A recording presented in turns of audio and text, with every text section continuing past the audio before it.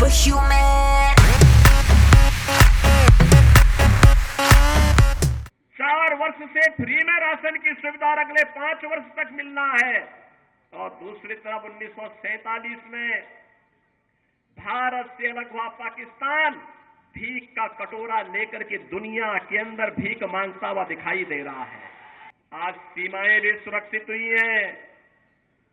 ऐसा नहीं कि अब कोई पाकिस्तान का व्यक्ति कोई घुसपैठ करके हमारी सुरक्षा में सेंध लगाएगा। अगर कहीं एक पटाखा भी फूट जाए ना तो पाकिस्तान अब सफाई देता कि नहीं, मेरा इसमें हाथ नहीं है।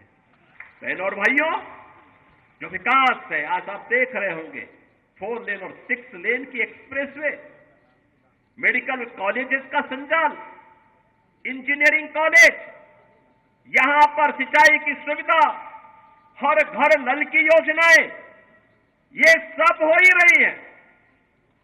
लेकिन सबसे बड़ी बात ये, पूछिए इन लोगों से जो लोग इस देश के विभाजन के जिम्मेदार हैं। कांग्रेस से प्रश्न पूछा जाना चाहिए, आखिर हमारा हिंदुस्तान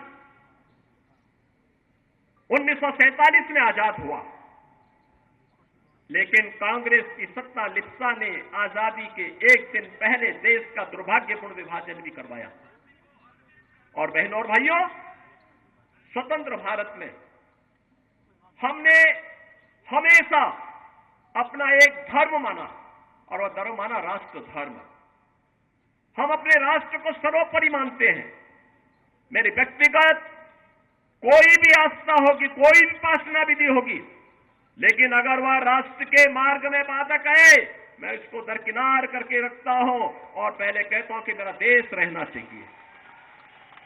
मेरे लिए मेरे देश की स्वतंत्रता, मेरे देश की संप्रभुता और इसकी अखंडता सर्वोपरि रखती है।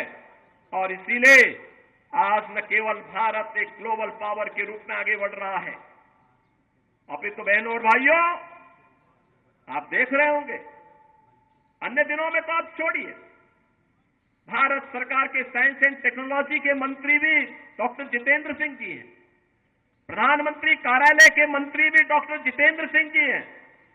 कोरोना कालखंड में पहली बार आपने देखा होगा, भारत के वैज्ञानिकों ने यानी दो ऐसे वैक्सीन दिए जो दुनिया के अंदर कोरोना जैसी महामारी की अचूक दवा है, अचूक दवा। आपने देखा होगा, सबसे प्रभावी वैक्सीन भारत ने दी। फ्री में वैक्सीन, फ्री में उपचार, फ्री में टेस्ट, 140 करोड़ भारतवासियों को भारत की सरकार ने प्रधानमंत्री मोदी जी के नेतृत्व में प्रदान किया। और बहनों और भाइयों, 4 वर्ष से फ्री में 80 करोड़ लोगों को राशन की सुविधा, और अगले 5 वर्ष तक ये राशन की सुविधा फिर से प्राप्त होने वाली है भारतवासियों को। आप सोचो, 140 करोड़ में से 80 करोड़ लोगों को 4 वर्ष से फ्री में राशन की सुविधा अगले 5 वर्ष तक मिलना है। और दूसरी तरफ 1947 में भारत से अलग हुआ पाकिस्तान भीख का कटोरा लेकर के दुनिया के अंदर भीख मांगता हुआ दिखाई दे रहा है।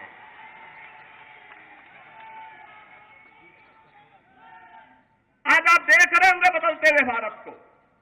ये जो नया भारत है, बहनों और भाइयों, इस नए भारत को आज आप देख रहे होंगे, एक भारत श्रेष्ठ भारत। इस भारत में भारत के 140 करोड़ लोगों का सम्मान भी है। दुनिया के अंदर आज भारतवासी कहीं भी जाता है, लोग बड़े सम्मान के साथ उसकी ओर देखते हैं। आज भारतवासी दुनिया के अंदर सम्मान प्राप्त कर रहा है। आज सीमाएं भी सुरक्षित हुई हैं।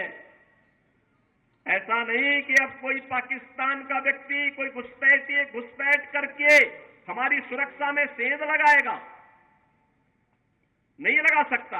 अगर कहीं एक पटाखा भी फूट जाए ना तो पाकिस्तान अब सफाई देता कि नहीं, मेरा इसमें हाथ नहीं है,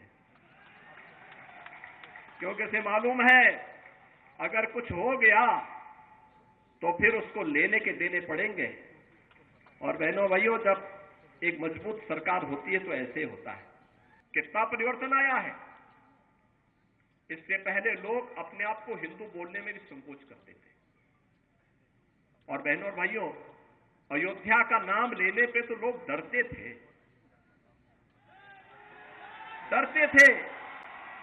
मुझे याद है जब मैं 2017 में उत्तर प्रदेश का मुख्यमंत्री बना तो मैं अयोध्या चला गया।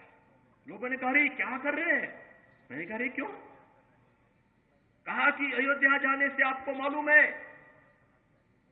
तो कुछ लोग नाराज हो जाएंगे। मैंने कहा, कुछ लोग नाराज हो जाएंगे तो क्या मैं अपनी आस्था के साथ और जन आस्था के साथ खिलवाड़ कर दूं क्या? ये वोट बैंक के लिए नहीं हो सकता है। हमने कहा, अयोध्या में भव्य दीपोत्सव के आयोजन की तैयारी करो। और बहनों और भाइयों, अच्छी सरकार बनती है तो 500 वर्षों का इंतजार भी समाप्त हो जाता है।